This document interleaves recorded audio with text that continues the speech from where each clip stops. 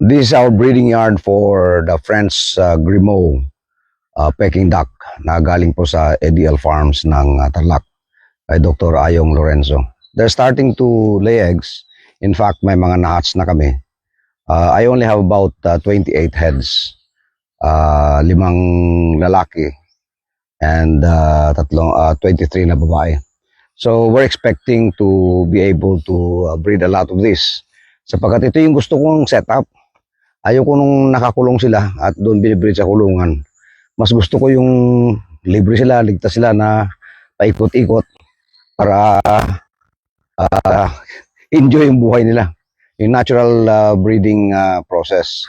And ito pag naparami ko, dalawang of course objective natin to produce enough stocks for local roasted Peking duck.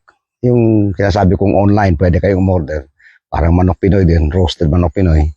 And ito yung aming magiging parang farm to table na program.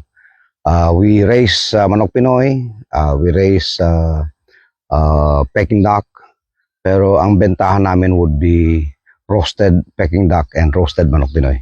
Yung tinatawag nating complete value chain. Sapagkat dyan tayo kikita. Pag binenta natin ito ng buhay, hindi tayo masyado kikita dyan. Yung kikita dyan yung mag-a-add ng value sa produkto by roasting them. So this is farm life and I love this.